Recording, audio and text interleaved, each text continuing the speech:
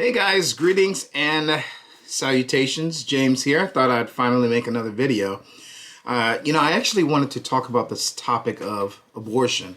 I feel like, it's one of those areas, just many discussions where there's a lot of people who have different places that they stand and why. I know some people that are for abortion, some people are against it, and then you have some people that say they're against it, but they would allow abortion under certain circumstances. So I actually am probably going to make another video about this. This is just maybe a part one, and it's really just something that I wanted to really just address because I feel like it's such an important topic, especially to me. And maybe between one of my videos regarding abortion, I'll explain in a more deeper sense why. So it had to have been maybe 3 or 4 years ago. I actually was visiting one of my best friends, in Los Angeles County, and he lived in Hollywood, and he actually had a birthday gathering that he was putting together, not necessarily in his honor, but he wanted to bring all his friends together so we can all meet one another and stuff like that, which I thought was really cool. And German guy, he's from Berlin, really cool, awesome guy, great personality. And I remember, over the years of me knowing him, he's always made reference to all these different people he associated with, people he knew from Germany, different friends that he's had. And this was the time when all these people actually came together. Some people lived in California, so they came. There was others that were actually visiting from Germany, and I remember it was a really cool night overall. It was really nice night. We had so many great discussions. Everyone was just talking, and my buddy, one of his good friends from Germany, who was actually visiting, he and we had a very interesting discussion about our Christian faith, a little bit about politics, and all these different things. And I noticed that he was almost systematically going through all these different topics with me because he was curious how I was going to respond. I thought that was very, very interesting, but he was just very curious, and I could tell he was intrigued by some of the things I was saying because I think, although I never considered myself the most, the most intelligent or the most well-spoken, but I think he was impressed with, somebody with my background that, knew where I stood when it came to a lot of different topics, my faith, my relationship with Christ, my understanding of what the Bible teaches, things like that. And he agreed, he understood the significance behind biblical Christianity because he also identified as a Christian as well. Now, this guy was actually in the process of not only visiting at the time the United States, but also building a company, and there was some other things that he was actually working on. And I knew that he was well versed with politics and things like that. He told me that his father was a politician back in Germany. And so I thought, wow, this guy is an intelligent guy, and I think just within the last year or so, he actually, he was married. So, congratulations. If you watching this, you know who you are. Really cool guy. But we eventually started talking about the topic of abortion. We started talking about abortion. And I think that out of everything that we were talking about in regards to our faith and just the tenets of biblical Christianity, he agreed. He agreed that he understood the significance of the Bible, the relationship with Christ, God being the only way. But the only area we actually disagreed on was abortion. He actually agreed that abortion was necessary under many circumstances. And I was a little confused because I, kind of challenged him a little bit. I thought he said he was a Christian. And he said he is, but he agreed with abortion to some extent. And now, at this time, I realized that we were about to go into an abortion discussion. And for me, I know that, some of my friends, they think that I'm like this really big guy that likes to argue and stuff like that, and when it comes to politics, when it comes to theology and all that. And I don't like arguing, I think it's nice to have discussions, but I realized that as a Christian, I had the responsibility of sharing and defending the unborn, this was an opportunity for that. And so he kind of shared some of his thoughts about why he felt that abortion was necessary. Now, what was very helpful is at the time, I was actually familiar with Scott Klusendorf's work when it comes to defending the unborn, and what I like about this approach is it's really just focusing on the scientific perspective. Like, of course, we know as Christians that violating, murder is one of the commandments, violating God's moral guidelines. So we already know that, and I always thought as a Christian, I would just appeal to that first. I would just say, hey, this is murder, so that's it. And I noticed that although some people could, that would resonate with them, I also noticed that there's a lot of people that, although they may identify as Christian, they don't agree. They don't agree. And so they would need or require maybe a little bit more details in regards to how I or anyone would understand, why this child that's still, unborn, why do they still have value? What is the difference between, their life and ours and things like that? So I was familiar with what Scott Klusendorf shares, and he wrote this really wonderful book, The Case for Life. So that's something I would advise you guys to check out, The Case for Life. And he really just kind of defends why it's important that, why it's important to not support abortion, why it's murder, and not really appealing necessarily to the theological, biblical stance, but really just, appealing to a more scientific stance. So I actually wanted to share that with you guys because I went through this, I don't know if I want to call it like a system or this argument that I would learn from the Case for Life by Scott Klusendorf. And I just want to share with you guys as well, because this is what I went through when I was having this discussion with this gentleman. And again, in my opinion, the guy was very intelligent. Obviously, he was traveling, he was starting a business. His father's a politician. So I'm thinking, man, this guy is an intelligent guy, So I'm glad that I was familiar with this so I can get through it. Now, the acronym that helps really guide this discussion is the acronym S.L.E.D. S-L-E-D. S.L.E.D. S-L-E-D. It stands for size, level of development, environment, and degree of dependency. Size, level of development, environment, and degree of dependency. So these are the four differences between the baby or the fetus inside the womb and you and I, who are clearly developed and walking around, adults and things like that. So often people say, well, for example, and I went through each of these with the guy.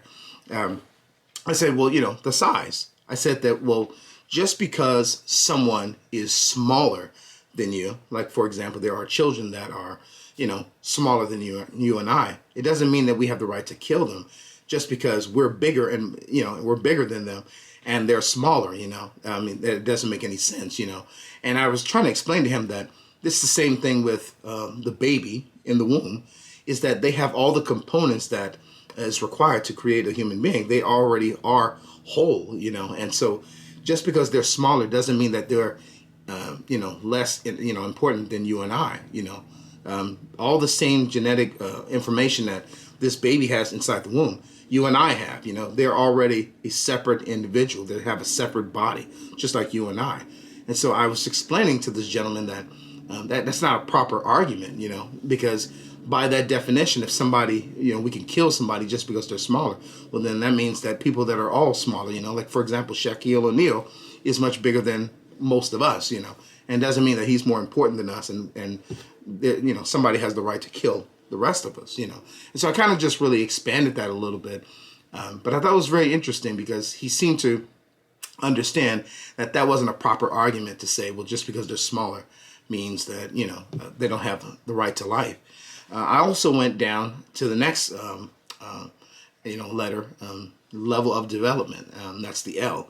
And level of development is really just, I reminded him that, there are little girls, for example, that are 3 years old versus a 33-year-old that are less developed. They're, obviously a girl that is 3 years old doesn't have reproductive organs like a 33-year-old woman. And just because this little girl doesn't have those components, that she's not developed as an adult, doesn't mean that we have the right to kill her. And again, the gentleman was understanding that that's not a proper argument, like, she's still a human being. She still has value. She still has dignity. No one has the right to kill her just because she doesn't have the same, components as this more developed person, and so I was trying to really just hash that out, that that's not a proper argument either, just because the person is less developed, and that's something that we see all around us, so it's just not something that really holds water, I also went to the next letter, which is E, and that is environment. There's this impression for some people who support abortion that just because a person is inside the womb, that they're somehow they're not as valuable. But the idea of a person's location determining their value doesn't make any sense. And one of the things Scott Klusendorf often brings up in his lectures is a person going in and out of a building doesn't mean that we change value just because we're in different locations. Or what about when we sleep in the bed and we roll over to another position? Doesn't mean that we lose value. We're the same person. So it's the same thing with the baby in the womb. They're still a whole. They still have all the components that consist of who it is that they are. And the idea of just because they are in the womb and outside the womb, really doesn't make any sense, for there to be some type of significant difference, And there's, I believe it's in San Diego or San Francisco, where there's, surgeons that actually take, and I want to make sure I think this correctly, but there are surgeons in, I think it's San Diego or San Francisco, I'm trying to remember, that actually, there are women that, whenever their babies, their fetus, have issues with their back, their spinal column, and they're still being developed and things like that. They're still growing inside the womb. But there are surgeons that can actually remove the fetus and repair the back of this fetus and put the fetus back in, And so the idea is, just because, for some people who say, well, if a baby is not, still in the womb, they don't have value, that they can be killed, and so even for an instance like that, how would we approach something like that?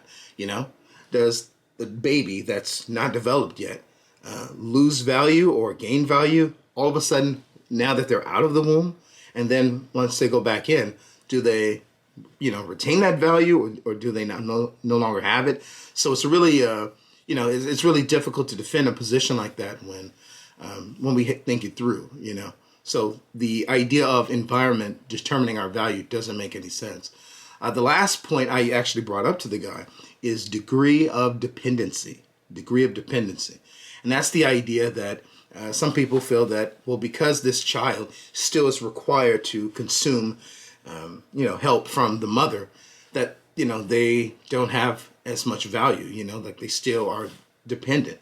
But the idea is that, let's be honest, most of us adults, even me one day, I'm going to be dependent on doctors. I'm going to be dependent on my family to take care of me when I'm older, and so, not to get too personal, but, I know people very closely in my life that require the need of their family to take care of them, and as far as even like adults with, issues with, diapering and all these other things, like very personal things, and they need help, they rely on people, so the degree of dependency when it comes to that, we have to just think about, all of us, require some type of surgery at times, in our lives, or maybe there's some type of assistance from some type of medical practitioner to some extent, that we're depending on them to help us with our appointments. We're helping with, surgery. I have family members that if they didn't get the necessary surgery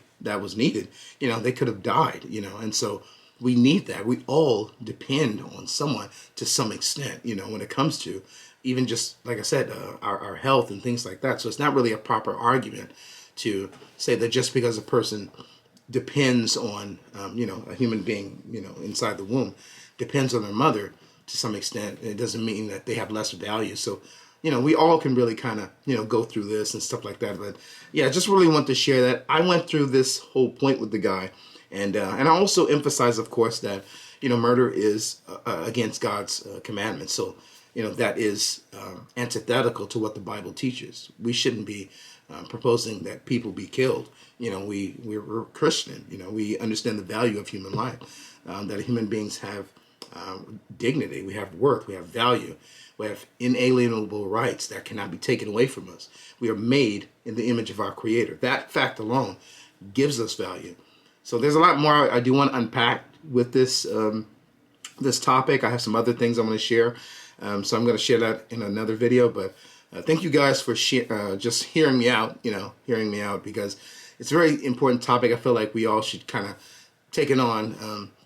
Just to some extent, when we are walking with the Lord, we have the responsibility to not only share the gospel, but to also protect the unborn, and, it's so sad that we live in a society that, especially in the Black community, I believe it's like 600 some odd plus children that are being killed in the womb daily, just in the United States, just here in the West. And it's just, it's crazy how this is considered something not to be even considered as something serious, something that shouldn't even be discussed when it should be discussed. So it's really important for us to be able to defend these arguments and just talk to people about this stuff. But yeah, I just want to remind you guys of the acronym S.L.E.D before I get out of here. The acronym is S.L.E.D, S-L-E-D. Size, level of development, environment, and degree of dependency. So those are the only 4 differences between the human being inside the womb and those of us human beings that are outside the womb. Only 4 differences, okay? So keep that in mind. They're all made in the image of God, whether we're outside the womb or we're in the womb, all right? God bless you guys, and peace.